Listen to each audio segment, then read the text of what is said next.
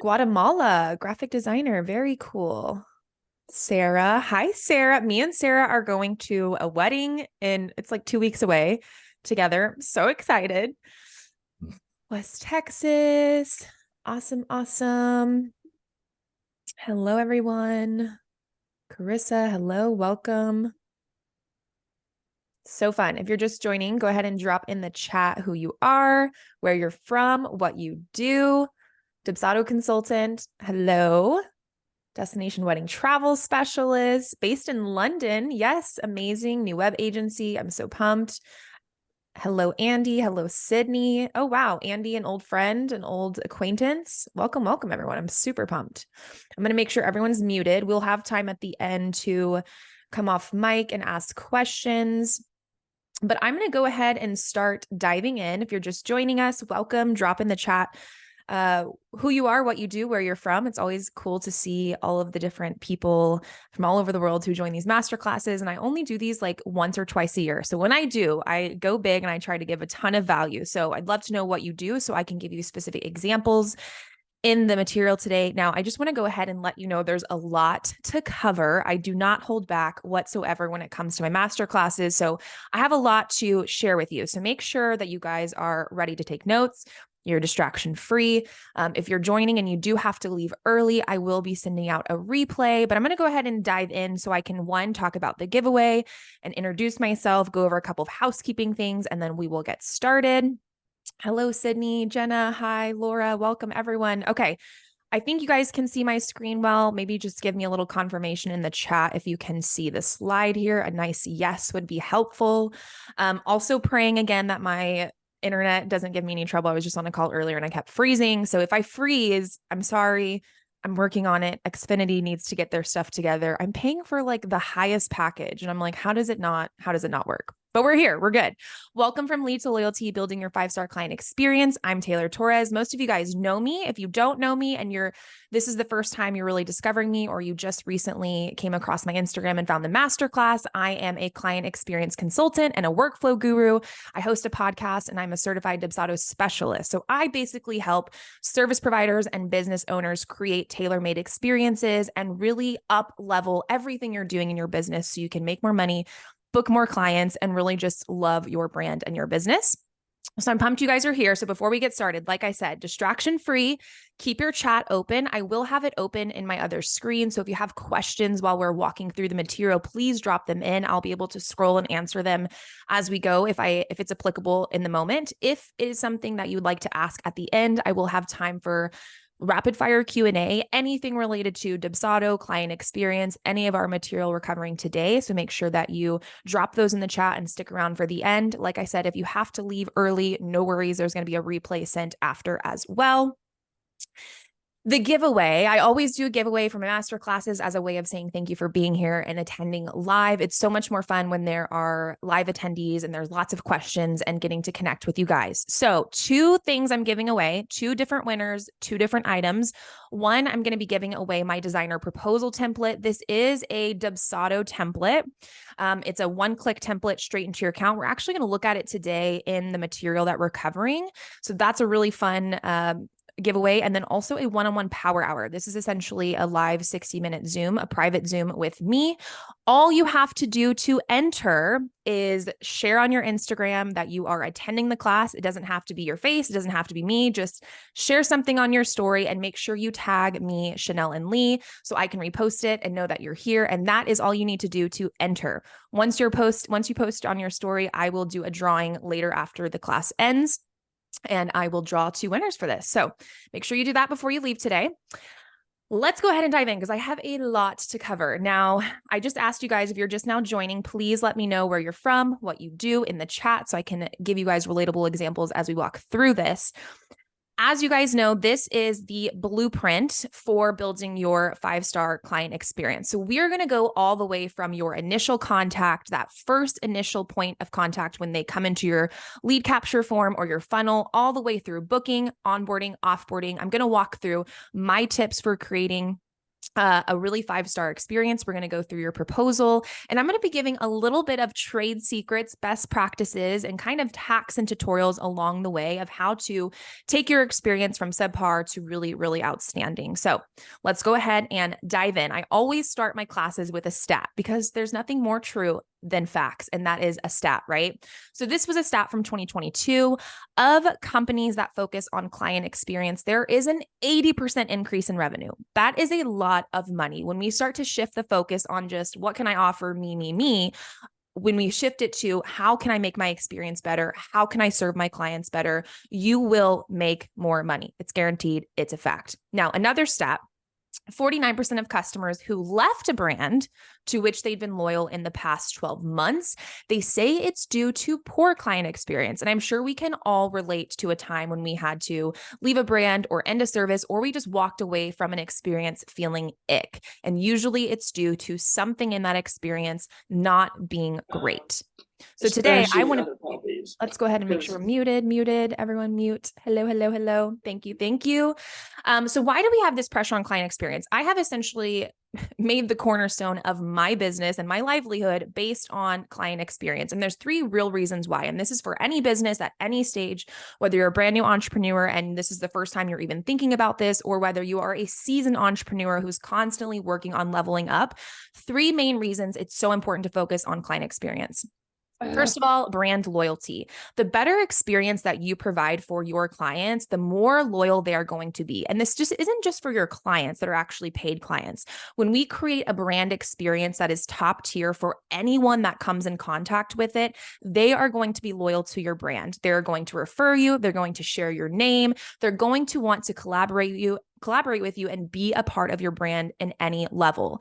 Now, when we look at client retention, right, that experience is what keeps those clients in our ecosystem. That's what keeps them coming back to purchase when we release new offers, when we have new things going on. What makes people stay is not just what we're offering, because I'm sure there are a million people offering the same thing as you. There's graphic designers, there's photographers, there's coaches. There's a ton of people out there doing the same thing. And what is going to set you apart and keep those clients coming back is that experience. And of course, as I mentioned with loyalty, referrals. When I started my business 5 years ago as a VA, the entire reason I scaled how I did was based on making sure every client I worked with had such a good experience. It was impossible not to share the experience with their friends. They had to share that experience, build that referral, and really just keep bringing me business. When we start to shift that focus, I promise you these 3 things are going to be really, really powerful in your own business. So I want to go ahead and dive into concept of client experience, right? And I think that when we start our business because we have a problem to solve. We know that we're really good at something or we really enjoy doing something and we want to make a difference with our clients, right? But your client experience isn't really about the problem you're solving. We can all solve a problem really well. Hence why, again, there are a million stores that sell the same thing. There's a million services that do the same thing. What sets them apart is that journey that we take them on to get them from the problem to then the solution. If you're just joining me, hello, welcome. Now, the question is, how do you want your clients to feel when working with you? This is an exercise I do really often in my own business, and I encourage really any of my clients I work with or my students. I ask them, how do you want your clients to feel? Write some descriptors down. And right now, I want you to just kind of drop in the chat. How do you want your clients to feel when they interact with your brand? For me, I love when my clients feel brave and excited and they feel confident. Those are 3 cornerstones of my brand that I really, really want every interaction for them to walk away. So go ahead and drop in the comments a couple of ways that you want your clients to feel. Maybe you want them to feel at ease. Maybe you want them to feel powerful, special. That's a really good one, right? Unique. Drop some of those in the chat so I can start to get an idea of where y'all's brains are in this process of client experience. Feeling seen. I love that one. Feeling confident, taken care of. Yes, these are all really, really good. A 5-star client experience starts with your first contact and before they're ever really a client, right? A lot of times we think, okay, once they actually sign, that's when the experience begins. But I think we can all identify that the experience starts much, much earlier than that, before they ever even get on a call with you, before you ever even send that first email. Your process from the beginning is going to set the tone of that foundation. I love that you guys reassured in your excellence, blown away, easy to work with, confident. These are some really, really amazing ways to make our clients feel. By the way, if you guys are just joining, make sure that you go ahead. If you want to enter into the giveaway, which I'm giving away one of the proposal templates and a power hour, all you have to do is share on your Instagram story that you're at the class. You can share the slides. You can share a picture of yourself, your workplace, whatever it is. Make sure you tag me and you'll be entered to win.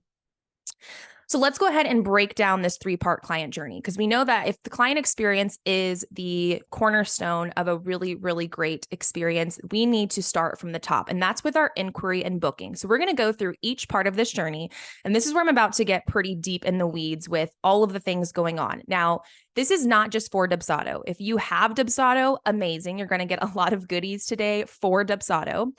If you're using a different CRM, or maybe you don't have a CRM yet and you're just trying to get these foundational elements, these concepts still apply.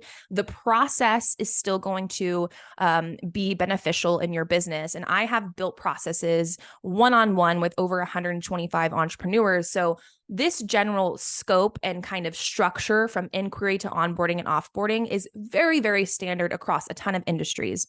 Now, of course, you may find yourself adding and tweaking and taking away, but the foundation is really going to be carrying your client from that initial contact all the way through offboarding in a really powerful way. So we're going to go ahead and start with inquiry. Again, this is the tip of the funnel. This is where your first contact with a client comes through. Now, maybe, of course, you've had social interactions. Maybe they've opted into your freebie. They're on your website. Maybe you've even DM'd them, right? But until they get into this process, this is the first point where they are entering into that experience at a high level, okay? If you are a Dubsado user, I want you to go ahead and screenshot this right here, because if you notice, this is a workflow. This is the literal workflow steps. You can go ahead and screenshot and copy this exact workflow for Dubsado. If you're not sure what's going on, I'm going to walk us through this, okay? A couple of things we need to know about our inquiry process. First of all, we should always have ease of contact. Can they contact you, and can they find that? Where is that at? Is it on your website? Is it on your Instagram? And in fact, it should be in multiple places. This is your lead contact form. You might call it a website contact form. If you're in Dubsado, you're going to call it a lead capture. I'm actually going to drop in the chat real quick a little surprise freebie. This is a lead capture template. You can go ahead and add that straight into your Dubsado. If you don't have one, you might want to download Dubsado today so you can download this freebie. This is a lead capture form I recommend for service providers, okay? So ease of contact. We also want to make sure we have the right questions on your lead capture. And if we open up this lead capture, I'm going to go ahead and bring it onto our screen actually so you guys can see this.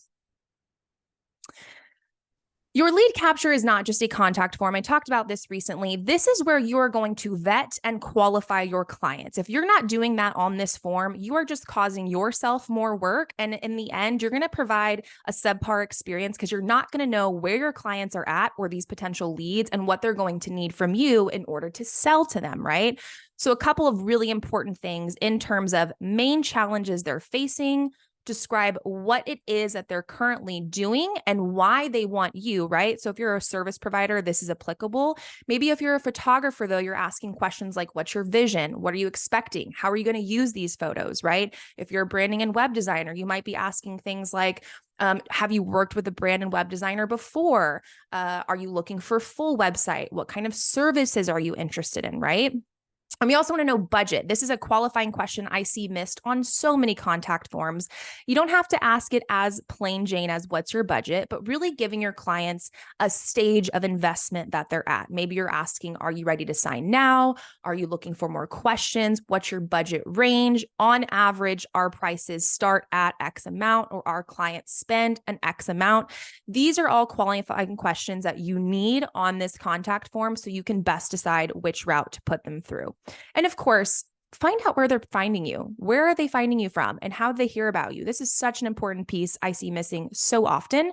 We want to know that so we can continue to market to those places, right? Let me present this back up here. Bam, bam. Okay, swift communication. Again, something I see missed so often, and that's an automatic response. If you're not using a CRM, this is going to be really difficult because, of course, who's going to respond to something in the moment if you're not using automation? If you're using automation, and if this is only the one thing you do today is set up an automatic response in Dubsado, do it. Reason being is because immediately after inquiring, we need some kind of point of contact. It makes our potential leads feel confident that we received their info. It also gives you a chance to share some additional tidbits of information before you move forward with that lead in whatever direction you want to go. Perhaps it's an investment guide. Perhaps you're pointing them to Instagram. Maybe you're sharing some recent projects that you did. That first automatic email, yes, it's really just an automatic confirmation, but that's your chance to begin setting the tone for what's going to happen next in the flow. This is especially important for clarity of details, right? In meaning, what I mean by that is if you haven't yet shared pricing, investment, or any kind of information for what they're inquiring about, this is the chance to do it. Before you get on a phone call, before you send them a proposal, they should know general starting prices or packages that you're offering, if not the full scope. This is going to save you a ton of time and it's going to save them a ton of time in making their decision. So when you do finally get them on that call or you get them into an email conversation, they've already kind of bypassed some of their objections, they have questions answered, or maybe they're already ready to get more into the finer details because they've already seen what you have to offer. And we want some clear action steps. So based on this workflow, if we're looking at this inquiry process from a step-by-step basis, we want to have an automatic response. If you can't do that, get into a CRM. It's not super realistic without an automation here. But if you don't have an automation, you want to make sure you're responding fairly quickly. We always know early bird gets the worm. And it is so true. Even in an online business, you most likely, your leads are probably contacting multiple people. And so getting that information out immediately and letting them know, hey, I see you, I'm here. It's super, super important. From here, we want to make sure that we have a clear action for what is the next step in your inquiry process. Are they supposed to book a call with you? Are they supposed to fill something out?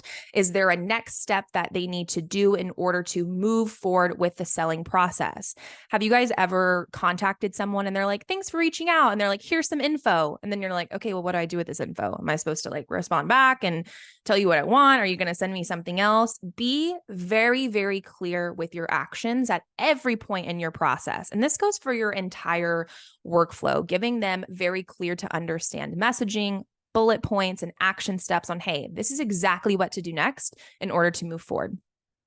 If you're a business that does a discovery call or a consult call or some type of call, you want to make sure that, again, it's very clear what's going to happen on that call and how can they book that. Hello, an appointment scheduler is going to be one of your best friends if you're using Dubsado. If you're not using Dubsado, Calendly, something of that nature to make it very easy and accessible. Think about how much time we waste when we're manually booking appointments, right? Hey, I'm available this time, from this time, pick a time from here. By the time you could have resent all of that and typed it out, they could have already booked something on a calendar. So having a calendar, even if you're just setting up a basic calendar without a ton of automation, it's going to make a huge difference in people who are converting and actually booking that call. Now, you guys know that I'm a big proposal person, meaning not like engaged. Hello. I mean, that's true too. But you know, I'm big on sending proposals, especially when they are built for conversion and when they are put in the right place in your workflow. I always tell my clients, you never want to send a proposal until your lead is primed, meaning you've had the call, or if you're not doing consults, if a lower ticket offer, or maybe you just don't need a call for this type of product or service, you still want to make sure that information is being sent before we send a proposal to book. When we send a proposal to book, it is time for them to have said yes. They should have already said yes at this point in their mind, and your proposal is just sealing the deal, right? So again, having clarity of details, maybe a guide of some point, or having a call to discuss all of that before we get into a proposal workflow.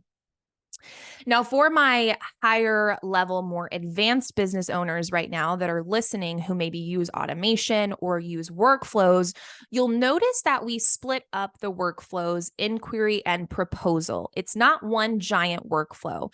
This is really important. Even if you're not automating things, but you're just building out your phases of your process on a Google Doc, or maybe you are automating it, right?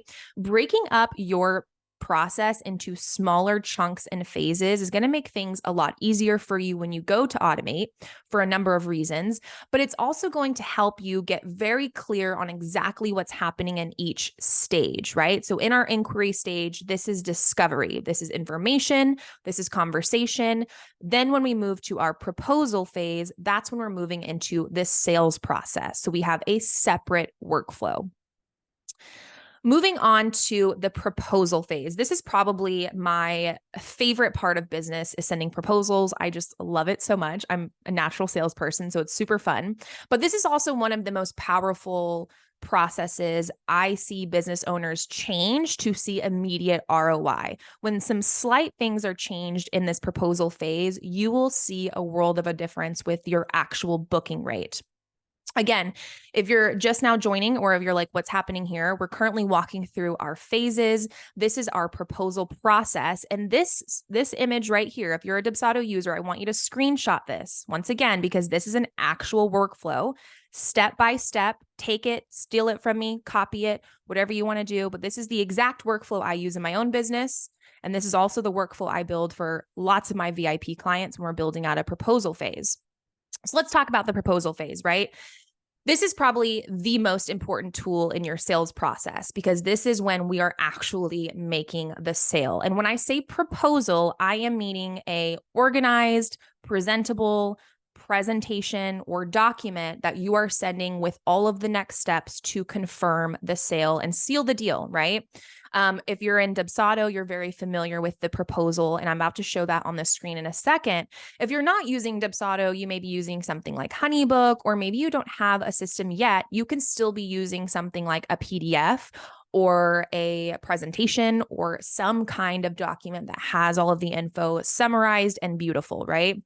We want to move past the era of, hey, here's the link to the contract and the link to the invoice. Why? It's just not top tier, right? It's not giving the level of luxury that we want to have in this business, especially online when everything is a link, everything's in an email. Things need to be presentable and easy for them to say yes. We don't want to hold them back from ever saying yes, right? So a couple of tips before we jump into the proposal. First of all, we want this again to be streamlined. It should be so easy that my grandma can figure out how to book it. Where is the link? Where is the contract? Where is the invoice? We want it to be as few clicks and external things as possible. This is why I'm a huge fan of Dubsado, because if you know, it's all in one URL and it's one interactive page. So you're able to just see the proposal, complete the contract, pay the invoice. Now, of course, every business is a little different. So if you're like, hey, Taylor, I need to review the proposal first. I need to make sure that the package they selected is correct and look for any revisions. That's great too. You can break it up into phases. But for most of you guys, you're going to want to follow this streamlined method to make it very, very easy to pay and sign. We also want to make sure we have follow-up. So if we're looking at this workflow and we're sending this proposal, you'll notice that I have 2 follow-ups in here, one at 2 days, one at 10 days. You guys do not skip the follow-up. The number of times I have booked clients because I followed up with them. And it could be for a number of reasons. Maybe it's the weekend and they just forgot to open it. Maybe they never got the email. And they were like, oh, she just didn't send the proposal. I guess it doesn't matter. Maybe it went to junk. Maybe they don't know how to access it, but they don't want to ask you to like help and all of this. Or maybe they just need the extra push and the reminder to actually move forward with the sale. Follow-ups are so important. By the way, there is a follow-up script in the enrollment dashboard that you guys signed up for the masterclass in. It's an email template. You can take that. It's a really good follow-up. I also have a lot of high-level clients who ask me, Taylor, following up seems sleazy. Like I need the money, or like I need the sale. And I'm like, let's flip the script. Following up isn't for you. We're not following up to complete the sale, although yes, we are, we're following up to make sure they have everything they need to make the right decision. This is your chance in that follow-up period to ask questions. Do you need clarification? Is there something else I can support you with? Is there a different service they might need? This is your chance to serve them. In fact, every ability or chance that you get to communicate is service. If you start to really look at your business as a communication vehicle, that you are communicating the transformation for them, and you start to actually implement dialogue into every part of your business, you'll be super surprised to find how much easier it is to not only serve clients because you really know where they're at and what they need, but to sell, right? Because then you're able to clarify. If they have objections, you can redirect. It is truly, truly imperative that you follow up.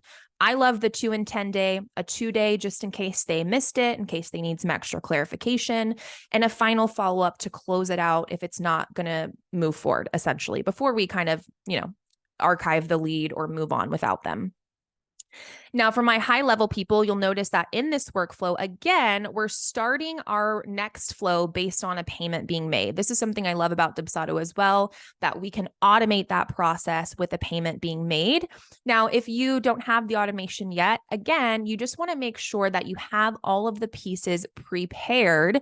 So when they do go to pay and they do sign, you are ready to send onboarding, and you're not sitting there trying to type everything out like, oh gosh, they just paid. Now I got to go type everything out. This is why canned emails are the bomb. Canned emails are just your email templates that you can save in your system, obviously, or even in Google, right? To have saved. That way it makes it a lot easier to move through the process. If we can do automation, great. If you can't, have everything templated out and save it somewhere for very easy access.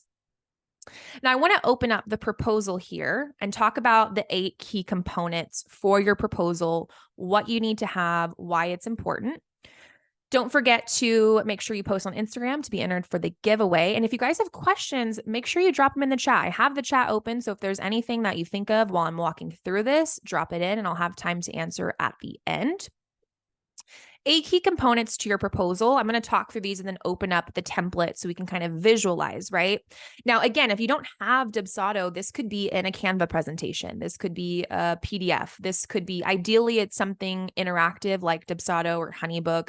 There's also other platforms that have that, but we want it to be presentable. So of course we need to have a design-friendly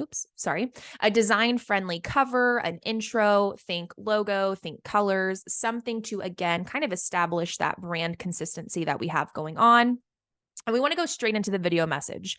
If there's one thing I can tell you to include in your proposals, it's a video message, okay? What I mean by that is a 1 to 2 minute video of you. Yes, your face. I know some of us are like, I don't want to do video.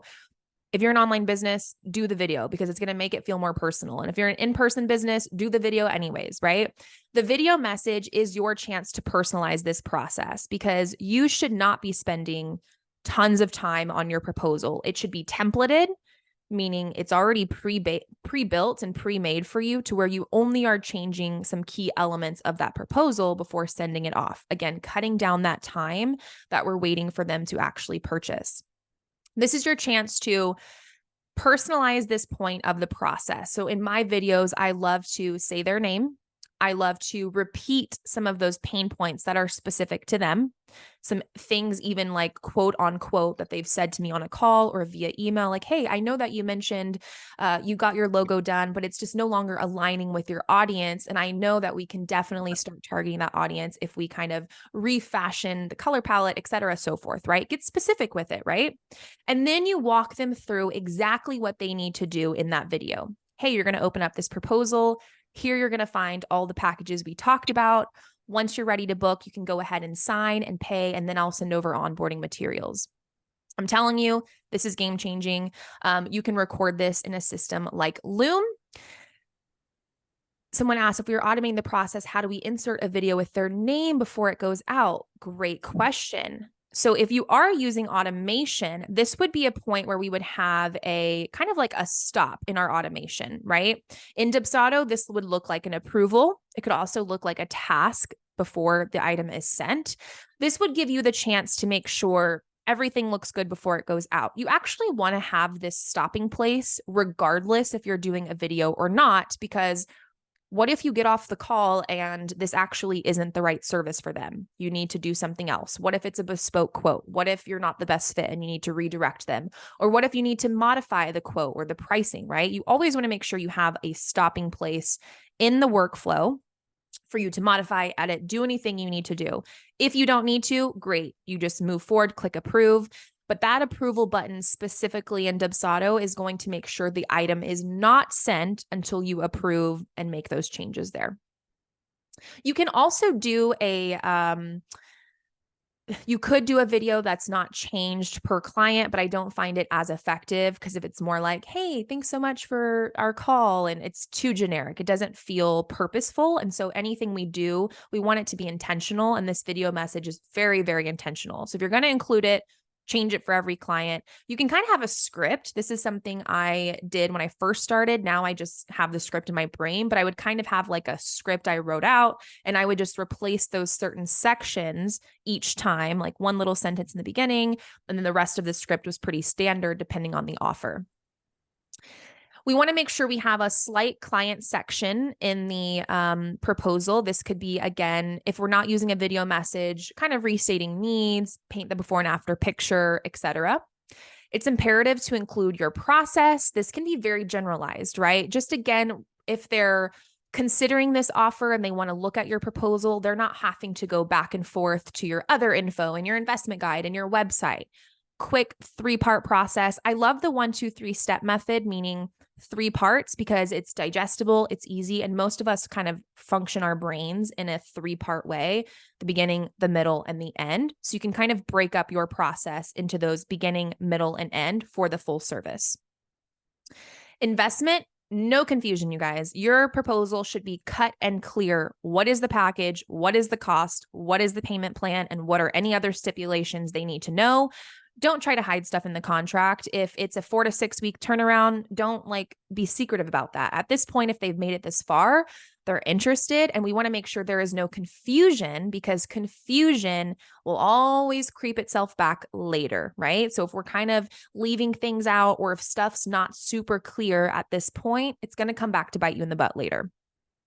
Let's ask some FAQs here so we can just tackle some of the objections. Make sure you sprinkle 1 to 3 testimonials in there. And then, of course, as I said earlier, next steps. What do they need to do? Make it so easy my grandma could read it and she would have no problem navigating whatever it is. In fact, pretend like no one has ever used a proposal before. So that way it is super actionable and there is no confusion stopping them from booking. Really quickly, I'm going to go into the proposal itself. Actually, I think I have it up here. Boom. Okay.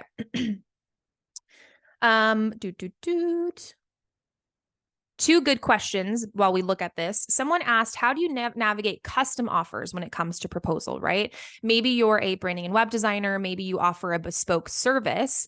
A great thing to do for custom proposals is, instead of having all of your services and packages kind of outlined like this, where there's pre-saved options, I would recommend having only one area that you have in your template. And in that template, you include the general deliverables and items for that type of service. So that way, when you're editing a custom proposal, you only have to change that one section. Now, of course, maybe you'll change some imagery and things like that, but you want to set yourself up to do the least amount of work as possible. So don't leave it blank completely. Maybe have just a pre-package saved in your proposal with a $0 amount that you can easily change the text or the pricing to make it quicker on your end when you're doing custom proposals. Now I'm going to open this up in a preview mode. Again, this is Dubsado. If you're not using Dubsado, you can go ahead and transfer to Dubsado with my affiliate code, or you can just do something like this in HoneyBook, etc., Canva even, right? Again, we want it to feel fun. We want it to be exciting. Have you ever seen like a boring proposal where it's a white page and there's like text on it? You're like, well, this sucks. This isn't exciting. We want them to feel like, oh my gosh, I'm excited to pay her. I'm excited to be a part of this and have this in my brand. And also, the better it looks, the more on brand it is, secretly, subconsciously, the more people are going to trust you because you look like you have your stuff together. And when you look like you have it together, then they're going to trust you a little bit more to have their stuff together as well, right? So we have our sections here, a little introduction area. Now, this is kind of an example of a video, right? This is Loom. So if you're using Dubsado, the best way to insert a video into a Dubsado proposal is with an HTML block, something like this. We can drop that block straight into the proposal. The reason I love Loom is because they give you an embed code. I'm sure Vimeo and all those other ones do it, but Loom's just so much easier because you can record it on your phone, on your desktop, and it just creates that code immediately. Drop the code. It's going to look like this. You can then kind of customize around that and all of that. Also, I love because, hello, you can see when they watched it. So like I'll get a notification, anonymous person watched your video. You're like, okay, she's watching it right now. Amazing. And then boom, there's a sale that happens. Yes, there will be a replay, Terry. There will be a replay. So that's our Loom video. So walking through this from the top, our introduction, we have our nice Loom video. This is also great because if they're more of a visual or an audio and they don't want to read through this whole thing, you're kind of covering all the steps. You're mentioning their problem, how you're going to solve it, what they need to do on the proposal to complete, and you're personalizing it in the video itself. So in theory, they could just scroll past all of this and it wouldn't even matter to them, right? If you're in an aesthetic industry, photos, branding, anything like that, or you have portfolios, this would be a great place to customize the portfolio based on their project. So for my designers, my photographers, things like that, I always recommend, hey, switch this stuff out to match what their vibe is or to match their project. If you know they're doing a boho wedding, maybe you could put some images from your portfolio that kind of match that. If you're more of a general service provider, you don't need an entire portfolio section, obviously, so you can kind of skip past that. Our 3-part process, again, this would be from a start to finish. So like onboarding through the middle of the process, through the final execution or delivery of your service. Into our packages, again, clear as day, what it is, what it costs, deliverable, what's included, and payment plan. This is why I love Dubsado. Selection options here. Again, if you're not using something like this, just make sure your links to pay are very, very clear of where those are for contract and invoice. These are just a bunch of different options for package display. Our frequently asked questions, one final really pop-in testimonial, and then our next steps, okay? By the way, this is the template you can win today. So somebody's going to walk away with it. Okay, let me go back to my slides here. If you have questions, keep dropping them in. So that's our proposal process. Now, what's really important is that, again, time is of the essence, and I truly think that the more organized and automated we are, the quicker we are. And that does make a difference in the client experience. So when your client books, we want to immediately push them into onboarding.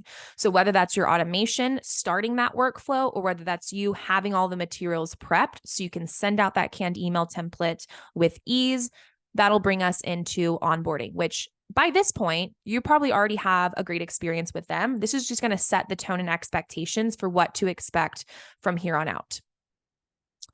Making sure I didn't have any questions I missed. Can you automate payments or do the clients have to select it? I want it to be an option, but man, I want it to not be an option. Yes, let me just show you that really fast, guys. So in that proposal, this is more of a Dubsado question, but in our packages, if you're using Dubsado, you'll see we have a select button. If you don't want them to be able to select, or again, maybe you're only showing them one option, right? Maybe you only have one bespoke quote here that they need to just move forward with. You can actually remove the button and make the package pre-selected. Okay. When we do that, this proposal will identify that as already selected by the client.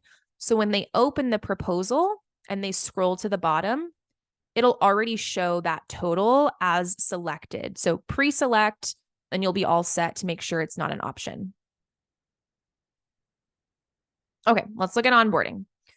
Again, if you are a Dubsado user, what's happening? There we go. Make sure you screenshot this. These are my exact onboarding flows. I'm literally giving you guys my exact workflows. You might have to, you're going to have to edit it a little bit and adjust it, but these are the exact workflows I would build for you if you hired me for a VIP, all things considered.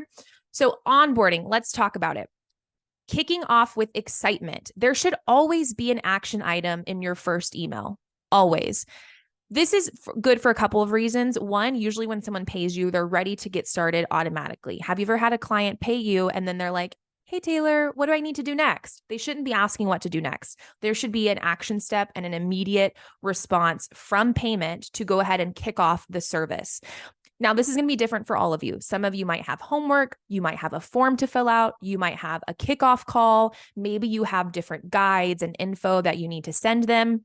We want to make sure that this is neatly packaged in one onboarding email. So you'll see in this particular workflow, there's a task here that could be an onboarding task. And there's also an onboarding questionnaire that's all sent in one email. The reason we do that is we don't want to flood them with a million different emails with different tasks. It makes it confusing. It makes it harder for them to find things. And also it's just not a streamlined experience for them, right? Also, we want to incentivize them for the next step, okay? So let's say that you have a kickoff call, but in order to get on the kickoff call, you need them to complete the questionnaire. Instead of just sending them all the things, book your call, complete the questionnaire, do this and do that, we can incentivize them to move through those steps if those steps are required. What I mean by that is, you'll notice in this flow, the onboarding questionnaire is sent.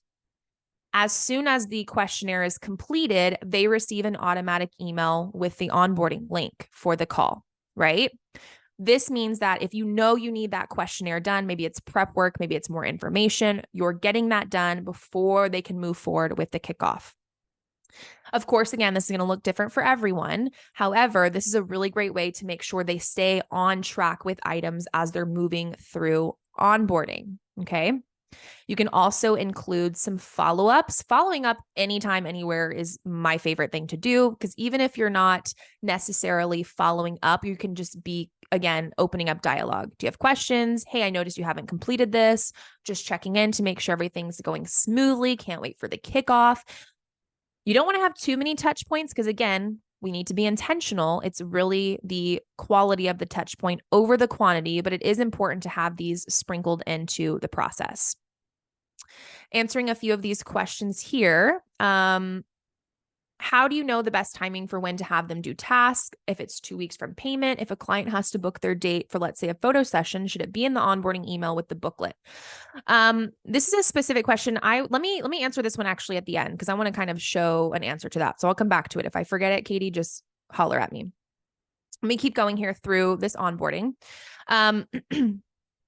Now, with workflows in general, this is generally where I see a lot of people start to dissipate from automation. Of course, if you have long-term services or customized projects, there's not a whole lot you can automate in between, and that's okay. You don't have to automate everything in your process.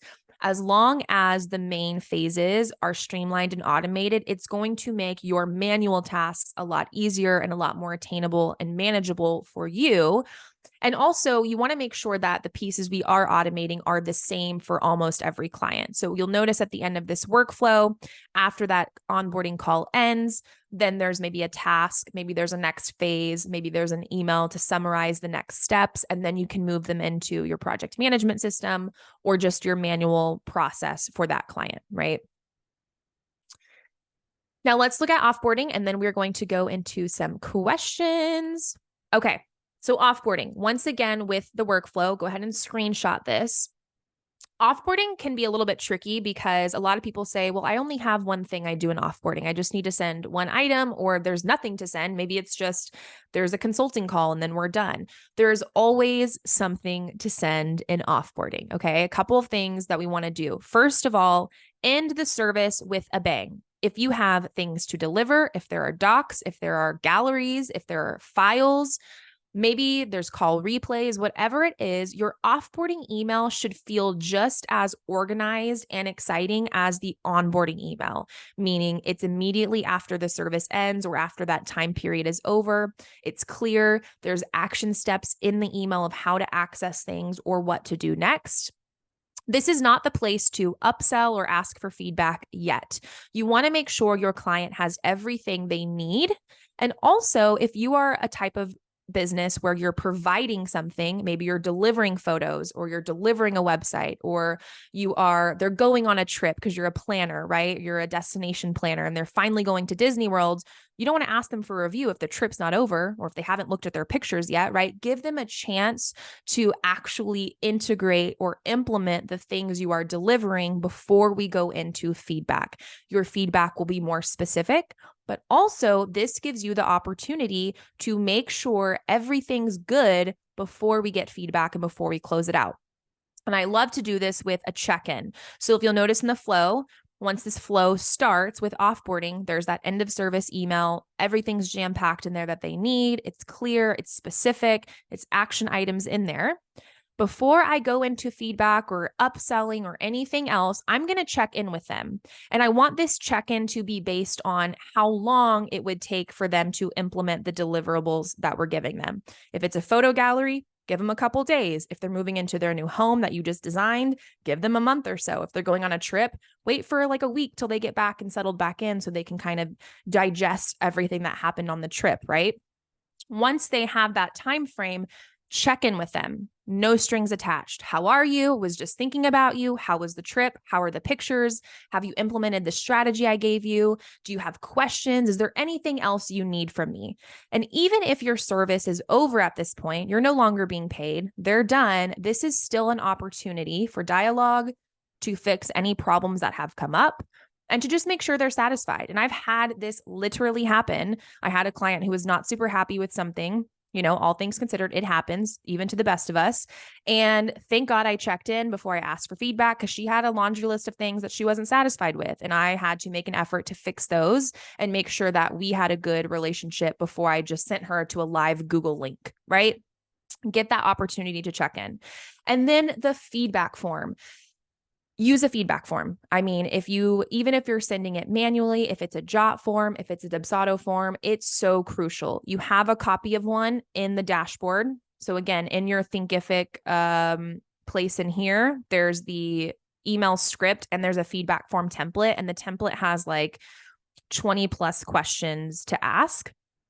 The feedback form is great because you can ask specific questions and get actual critiques on things versus just sending them to, hey, would you leave a Google review?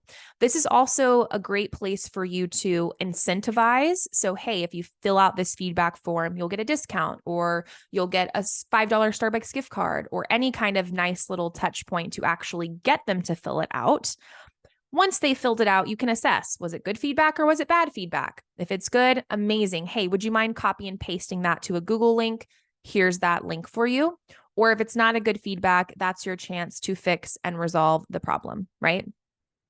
You can also add additional touch points after this. So you don't have to just archive from here. You could add in additional checkpoints longer, right? For a lot of photographers, we'll have a checkpoint maybe 6 months later saying, hey, time for photos again. If they're getting married, maybe it's an anniversary. If you are a brand designer, maybe you want to ask if they want to upsell some social templates to match their new branding that they've got.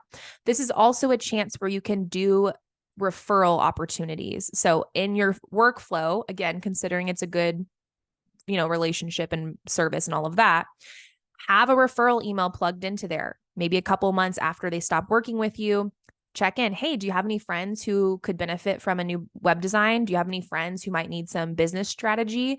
It never hurts to ask, and you can kind of build out a referral platform that way by making sure that's a part of your process, right?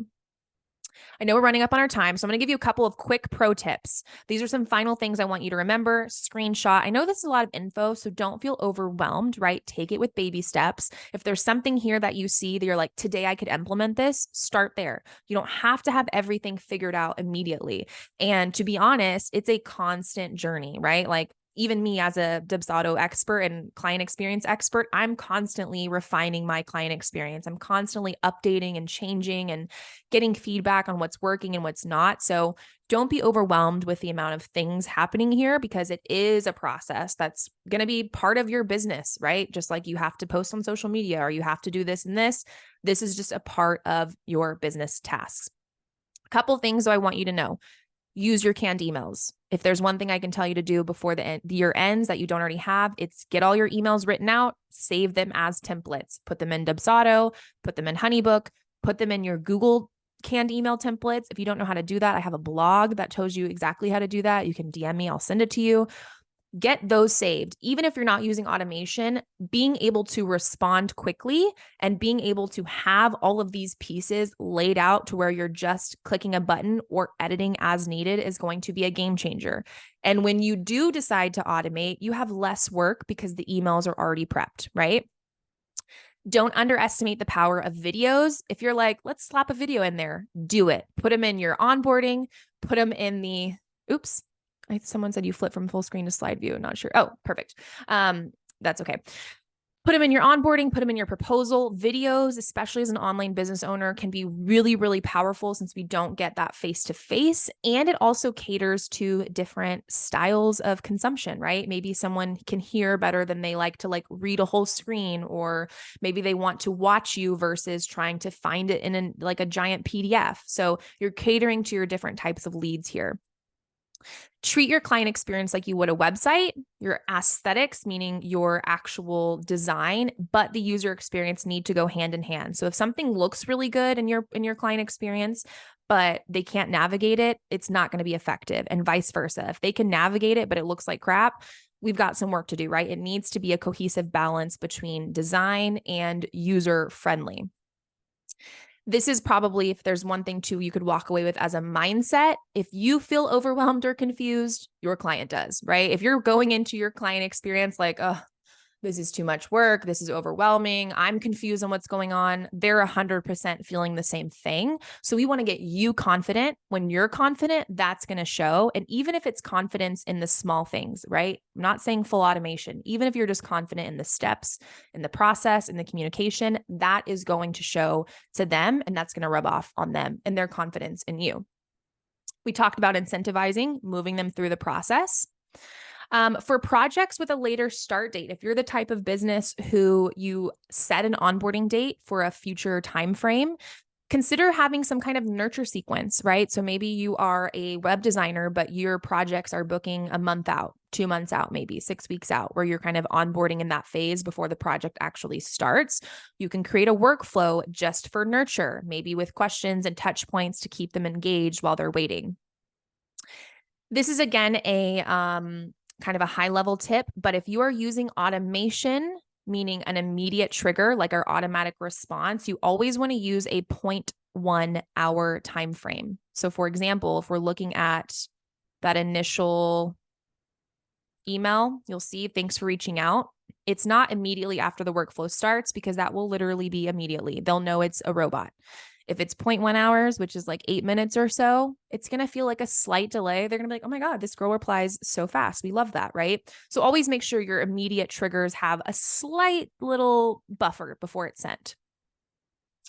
And finally, make sure if you are using Dubsados for tasks, that you are not using them for project management tasks. That should exist in a project management system like ClickUp or Asana or Notion or something like that. Dubsado is really meant for one-to-one client communication. So any of those tasks that you might use should only be to move you through the workflow, not for all of your back-end internal tasks you need to do for the project.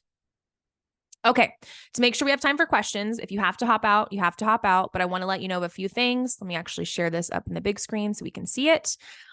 There's a bunch of freebies on the website. You also have the freebies in your little masterclass course that you have in your dashboard. That includes the feedback form. That also includes the follow-up script. As a thank you for being here, only for you guys, you can take 40% off the shop for the next 48 hours. It does have the template in there. So if you don't win the template, the designer template, and you want it, you can take 40% off, which is more than my Black Friday sale. So heads up there. Also, if you're not in Dubsado, it's the time, because next week is their Black Friday sale. They only do sales 2 times a year, once in July for their birthday, once during Black Friday. You'll be able to get the lowest rates for their sales, and you can actually tack on my affiliate code. So instead of just, I think it's like 20% off the the annual and monthly, you get an extra 30 for your first annual or monthly. So take advantage of that if you're not using Dubsado. No for sales that are already in it. If you're in it already, but you upgrade, yes, you can use the code. So if you're on a starter plan and you want to upgrade to Premier, you can lock in the Premier price. There are 2 different plans. The starter plan is good if you're not planning on using automation. It doesn't have access to workflows or the schedulers.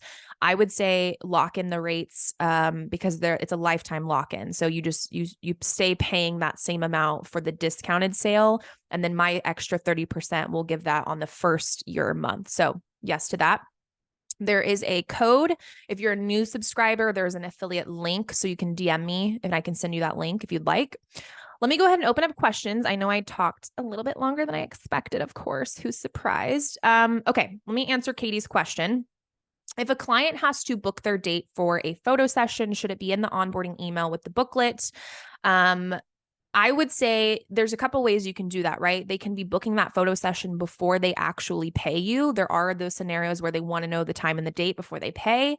If you are the type of business owner who is getting them to invest first and then book, meaning they're paying for the session and submitting all those details before they choose a date, then yes, we want to have that immediately. As a photographer, I mean, most of your clients are going to be planning based on the date, right? Outfits and timeframes and getting their kids together and all of this stuff. So having that date immediately, if you're not already doing it at booking, is pretty important. How do you know the best timing to have them do task? And let's say it's 2 weeks from the payment. Can you clarify that a little bit, Katie, so I can answer that correctly? I'm not sure what you mean. What kind of tasks are you having them do? And then I'll answer that. While you type that out, I'm going to answer some more questions. Once they select their package in the proposal, can I make the invoice mandatory auto pay? Ooh, good one. Yes, let me show you that. How do I get out of here? Okay. Oh, wait, I closed my chat too. There we go. Okay, so Dubsado. Oh, you know what? It might not let me show you in my dummy account. Let's see if it does. No. Okay. In this area, I don't have my payments. This is my fake account that I just use for demos. But in this area, when you are connected to one of these processors, you are going to see right about here an option for auto pay. Now that would be for your whole system, right? So meaning auto pay is always required. You cannot do auto pay with PayPal, by the way. It has to be a credit or debit option like Stripe or Square credit or debit. But you can make auto pay required on a project by project basis. So let's say I only wanted to turn it on for one particular client. In my invoice area, I can actually do invoice options and I can override auto pay. So there would be something here once that's all connected that would allow you to override auto pay, making it only credit card. So you want to make sure auto pay is turned on in that settings area, and then you can do it per the client by making sure bank payments is turned off because only credit card can do auto pay. Oh, Katie, schedule their sessions or check in with them for outfits and things or questionnaire. Yeah. So I would make sure with photography is kind of special in that most of your clients are wanting to tackle that stuff right off the bat, right? It's not, in my experience, the best to trickle that after they've already booked because every client's a little bit different. Like I myself have bought every outfit under the sun for my upcoming engagement photos and I did it like a month ago. So for those clients who are like, they're wanting to get things done, include all of that in your onboarding, right? So maybe your email is like, hey, make sure you book, go ahead and, here's some details on outfits and here's your questionnaire to fill out. That way it's actionable. And then you can always have some touch points scheduled in your automation to check in like, hey, if you haven't already picked out your outfits, here's a reminder and some fun tips. Or, hey, if you haven't yet completed your questionnaire, here's the link to do that and make sure it gets done. That way you're tackling those people at the beginning who want to knock it out, but you're still kind of including some touch points in case they forgot or they just didn't do it. Irene asked if we need to edit the contract for each client, since it includes the specifics of deliverables, timeline, etc. The workflow can be used, or do you have to manually manage that? If you have to go, thank you guys. Bye-bye. Love you so much. If you want to stay for questions, I can stay here for as long as you guys need me. So I'm going to continue answering some questions here. I would recommend, if you're using Dubsado for this, the way to make it to where it's all streamlined is to make sure that your package has all of the inclusions. And I'm going to show you what I mean, and that your contract has the smart fields plugged in. Okay. So let's say your proposal here has a package. You want to make sure that this package that you're editing in this description area has all of the things, the timeline, the whatever info you were just mentioning, deliverables, specifics, etc. Include that in the actual invoice item, right? Because when we put that all in here, that all is going to show up in this area. You could also remove it from this area if you'd like, but what's important is that it's in the package, okay? What we're going to do is for the contract, you can use a smart field. Again, this is a little bit more advanced, but in the contract, let's say your terms here had a section that said deliverables. You can plug in your smart field, the invoice, item names, and descriptions. Whatever was in that invoice item we just saw on the proposal, even if you changed it per the client, when you save that and it's all attached in their project, it's going to plug in that exact text into the deliverables in the contract. So I'll also do like package total, and I'll have the smart field for that, invoice total. So if they are doing like an a la carte kind of selection process, it can all be plugged in. I'll even do payment schedule. Again, this is all based on the invoice that they are either selecting or the invoice that you're editing in the proposal. So I would do that. Now you don't need to edit the contract. I try to make the contract as templated as possible using all the smart fields. So that way you never have to edit the contract, and you can just send the proposal. Everything's attached. Whatever changes they make on the proposal will reflect when they click submit at the bottom of it. Okay, Steph asks, for services like web design or brand design that require sign-offs from clients, brand guidelines, web design, wireframes, how would you navigate that in Dubsado? Ooh, I love that. I think you're referring to, Steph, like revisions, right? Or approving the designs and things like that. I would use a sub-agreement right in this area. They actually have a sample one here, but it's terrible. I would create a sub-agreement form, and have the form be titled like proof form or, wireframe approval or something like that. And what I love to do is in the actual form itself, make it look a lot nicer than this, of course, and have I wish I had an example to show you guys right now, but you can have a button. So let's say this is a button here. And this button says something like the URL to your wireframe or your document. And then this could say like wireframe proof, right? Open it in a new tab. I don't know why this is being finicky. Sorry. Oh, no. Okay. Let's do this again. We're going to do a button. It's a URL. It says wireframe proof. This would apply to like so many scenarios too. Approvals. I do this for like design approvals for interior designers, web designers, etc. You link the proof here, the item that needs to be approved. And then in this form, you can have a initial box because it's a sub agreement. So you can have them initial. You can also have them add comments, and you can have a drop down that would say like, yes, this is approved, or no, I would like to make revisions.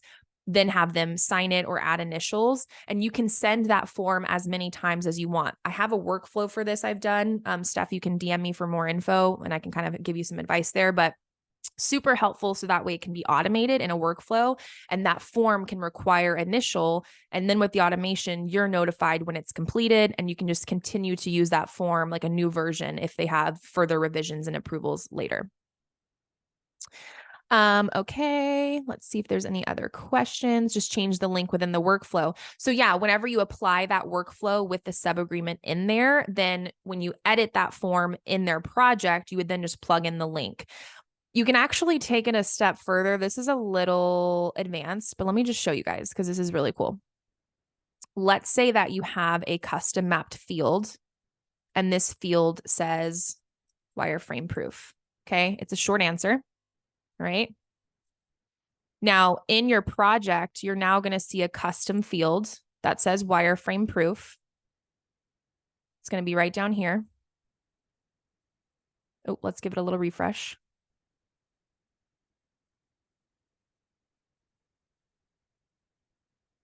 Boom, boom, boom. Come on, guys. Let's go to, okay, perfect. So down here, wireframe proof. This is a URL to your wireframe, right? What's cool about this is that form that you design, you can have it be a template that you never have to edit. And the way that we would do that is by plugging in the smart field to that form. So let me pull that form up. Oh, I think I have one. Let's see what this one looks like. I don't know whose that is. That's an old template. Okay. We're going to add this in. Now your template, the one that we edit in the actual templates area, instead of the link here that you change every time, this is so cool. Watch this. You can actually add in the custom field, which says wireframe proof. It makes its own little smart field. Copy that. And in the button, put the proof smart fields. Now, every time you apply this form to their project, as long as they have a link in that custom field, it will plug the link into the button. And every time you change that link in the project, in the custom field, the button updates. So in theory, you would never have to actually edit the form. You just plug the link in to the smart fields. Boom, you can continue to, do this each time. Okay, perfect. Any last questions? Oh, I did have a question that was submitted. And I don't know if she's still here. I hope so, but if not, Sydney. Yes. Okay. I think she's still here. So someone had asked, can you have selections for location for your schedulers? While there is not a native way within the actual scheduler itself to choose a location, what you can do is create a scheduler group. So let's say that you have a bunch of different appointments. Maybe this is in studio consultation, and maybe you have one that's virtual consultation, but you want them to be able to select which option they want. You'll have this scheduler duplicated. So same scheduler for both, right? All the settings, except one, maybe you'll have your Zoom link. And this one, instead of a Zoom, maybe you have the location, like the address. What you can do, create as many of those as you need for each location. And in your scheduler groups, you can actually create a group, give it a title, select the ones you want. And when you create that group, this is what it's going to look like. You'll be able to share. And it will look like this. Now you can just share that link. Sydney, I think that's what you were kind of referring to, but then they can just select the locations that you made. Again, maybe this one's an address. Maybe this one just says Zoom meeting. Boom, they select it, and then it takes you to the regular scheduler settings that you have. Let's keep going. Someone asked, you offer Dubsado audits? I do not. I think I need to create something for that for sure. Generally, I do that in a power hour. So the giveaway that I'm doing for this masterclass, a power hour is enough time to go through your Dubsado, answer questions and things like that. But I'm kind of curious, Terry, send me a DM and let me know what you would kind of want in a Dubsado audit. And maybe I can whip something up for you guys. If there's any final questions, let me know. I'll maybe stay for about another 5 more minutes. And I can answer any last questions. Of course, send the replay out and do the giveaway. The idea would be for a rebranding of the templates I have, bells and whistles and upgrades. Oh yeah, for sure, for sure. Okay, yes, Terry, send me a message and we can think of something there that might work for you. Thank you, Carissa. That's super sweet. All right, you guys, any final questions? I'm going to drop in the chat one more time all of the details here. Lead capture form, the discount code, shop link. I'll also send that in the email. Incredible. You guys are awesome. So many great questions. I'll stay here for a few more minutes. If anyone wants to come off mic as well, I can answer any questions off of your mic if it's a little bit more long-winded.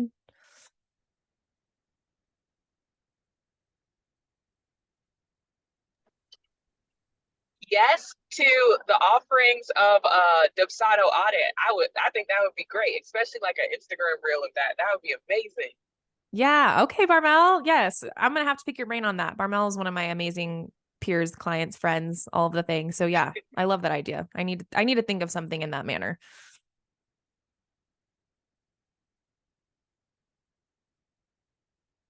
Any last questions for me?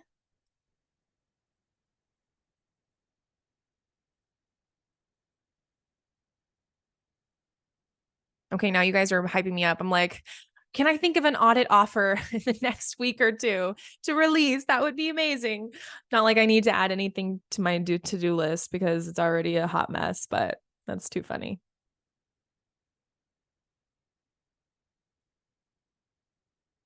No questions. Thank you for the value. Yes, of course. Menu prices that I sent out after they applied to work with me. Okay.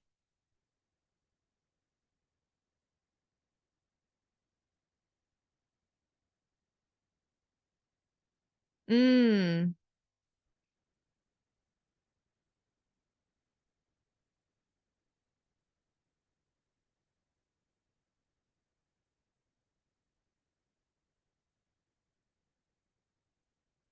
Are you referring to, let's see, let's open up this template.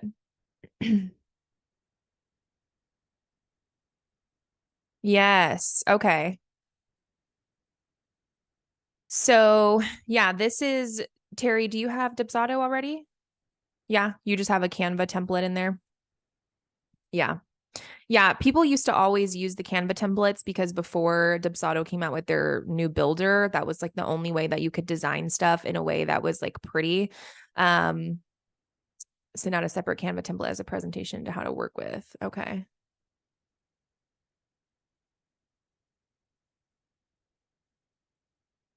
Mm.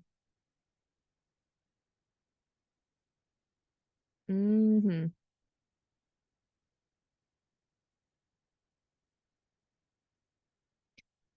Yeah, so it sounds like you're kind of giving them like more of a an investment info of sorts, right? Kind of like a guide. I still love that. And I the reason I like that before the proposal is because like I said earlier, you want the proposal, you want to send that when they're ready to say yes and kind of again put all the details into a nice bow. So if you're needing to kind of give them some info before the call that's not on your website, I would include that when they go to book your call, right? So like, oh, thanks so much for reaching out. Here's a PDF with some more info about my pricing and a menu of sorts and kind of FAQs, etc. And here's a link to book a call. That way they do have questions answered. They kind of know your pricing. And I also, this helps deter anyone from booking a call if you're not in their budget or what have you.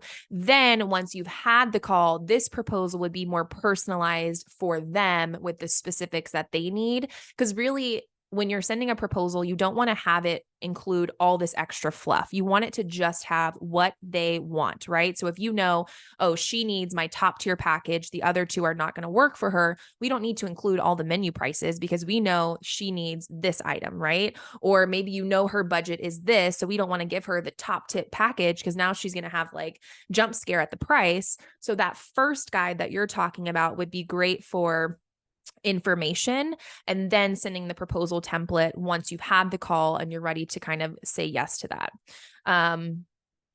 Yeah, I think maybe just redesigning the look would be a little bit better because I love having that there in some place. And other ways I see it happen too, if you're struggling with more of the design or you don't like the PDF, is you could have that kind of like menu investment guide on a private website page. That way it matches your website and you could just have a URL that's not linked anywhere. And in that initial email, thanks for reaching out, here's a link to a private menu page that shows you all of the things that are happening. And here's the link to book a call. So that way you can kind of step away from the PDFs and have more visuals aligned with your website. But I would say don't scrap that part of it. That's good to have that there, but it might just be kind of a visual change for sure.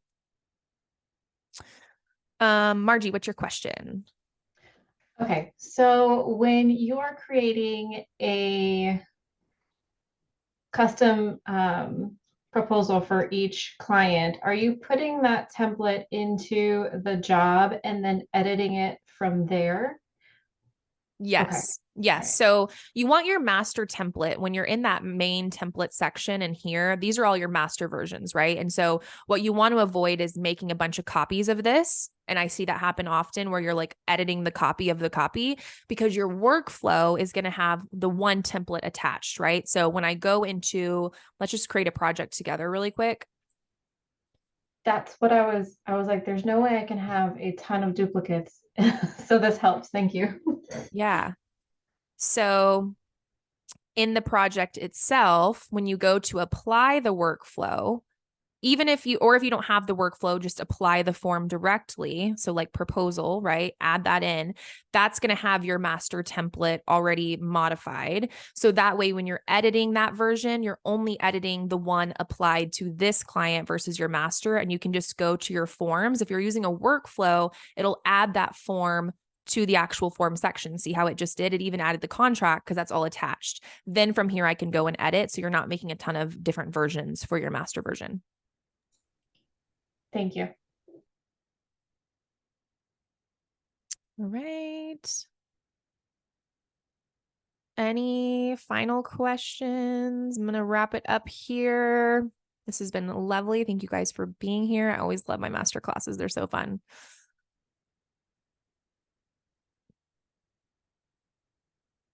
Okay.